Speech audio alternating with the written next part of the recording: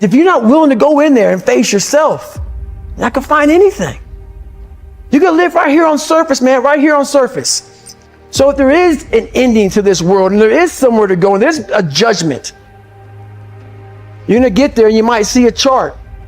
And that chart may tell you who the fuck you should have been. And now you get the rest of your life to think about that. Man, I could have lived a much better life if I just would have just suffered a little bit more. If I just would have went in that and realized I had so much more. But fear and the 40% and living here versus living here, being afraid, stop me. Your biggest enemy, the most important conversation you will ever have in your life is the one you have with yourself. You wake up with it, you walk around with it, you go to bed with it. Eventually, you're going to act on it, whether you're good or bad. You have to. That's why the whole thing about this book I have, it's about you. It is about you. It's strictly about you finding who you are. So many people die, live 100 years, never fucking know who they are. Never know who they are. You have to look in that mirror and know there's so much more in here, man. Because I can literally right now be a 300-pound guy spraying for cockroaches still to this day if I did not look in that mirror and say, there has to be more to this. This can't be it. And then willing to go into it, dive deep into it, and give all I have to find it. So that's what all that's about. Let's say there's 10 people in this room and we're all mediocre, but I'm the best of the mediocre people. I now think I'm great. I'm great. We surround ourselves around people that make us feel great. They tell us what we want to hear. The second we put ourselves amongst the uncommon people, we don't like that feeling, that challenging feeling of that person who's waking up at 3:30 in the morning and say, hey, push your on, we're going for a run. We don't like that challenge. We like that person who says, hey, you know what, man, I don't feel good today, man. And they say, oh, it's okay, brother. We'll take a day off, man. We'll get a pizza and watch the game. We like that. We love that feeling. Why? Because you understand, man, we're good, bro. We don't want that motherfuckers like this. Hey, man, no, bro. Get your shit on, man. Stop being a punk. We don't want that in our lives. We don't want that person who's constantly challenging our weaknesses. We want that person who's constantly, making us feel nice and good and secure in ours. That's the mediocrity of life. We want to be the best amongst the average people. People wonder, how do you stay hungry all the time? Because after I accomplish something, I don't sit back like a lot of guys who graduate buds, graduate this, graduate that. They get comfortable. They wonder why I'm getting weak, man. I don't know, I lost my edge.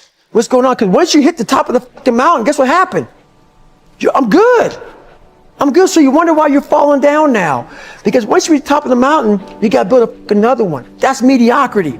There's a lot of people in mediocrity who have a nice resume, but they're one-timers, man. They hit a one-time deal. They busted it open, got a lot of money, but they're good.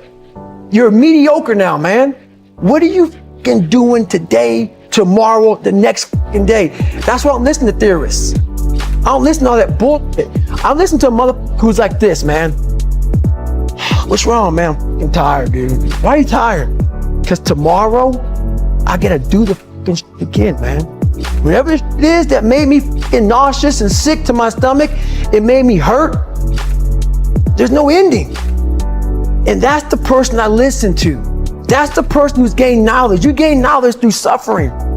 And on the other end of suffering is a world that very few have ever seen. It's a beautiful world because that's where you find yourself. You don't find yourself in over here. You find yourself on the other end. Like the 100-mile race I was on, I ran it for 24 hours.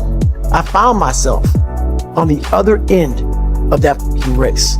That 19 hours, I found, wow, there's a whole nother world out here that I've never even saw, but the world's in your mind. And that's what all that mediocrity is about. The mind has the tactical advantage over you at all times. At all times of your life, the mind has a tactical advantage over you. Why is that? It knows what you're afraid of. It knows your insecurities. It knows your deep, dark lies. And it starts to push you away from that. It pushes you in a direction that is comfortable. The mind controls everything. So what I realized was that when I was growing up and I was 300 pounds and I got all fat and I got all insecure, I realized that my mind kept taking me in this direction. When things got uncomfortable for me, when I was facing my insecurities, I was facing my fears, my mind said, oh no, we have the tactical advantage. We need to get you, separate you from this feeling over here. Life's all about feelings. We want the happy feeling. We don't want that feeling of this sucks. If in that moment, you can answer those up questions and you are now in charge of your brain versus your brain ruling you, that's where all that stuff comes from. So the 40% rule is all of that. You get to 40%, your brain says, we're done. Let's roll, man. This is starting to get painful. This is uncomfortable. So you sit down. You have to figure out ways, and everybody's different. That's how the book kind of talks about, like we all have these things about, 5 steps to this and 4 steps to this. It's a lot more than that. That's all bullshit. It's a practice that you have to, it's a habit. So if you know that at 40%, I'm feeling pain. At 40%, I'm feeling pain. That's where the 40% rule kicks in. Now it starts. Okay, I'm feeling pain. My mind's saying all this to me. It's saying, get out of here, run, flee. The fight or flight kicks in. Okay, we're done. We're not good enough. It starts telling you all these things. You start to believe it because the mind controls all. This is the time where you have to gain control back of your mind. It's okay. Let me see if I can go 45%. And once you start giving yourself more and more hope and start realizing, okay, the mind starts to be, okay, what are you doing? We're supposed to be going right and you're going left. You start then controlling your mind. Start finding more in yourself. And then it goes from 40% to a lot further than that. But that's the start of it though. Get to the spot where your mind is saying stop. Wherever that is, you gotta get there first. And then that's when that starts to work for you. You gotta control yourself in that moment.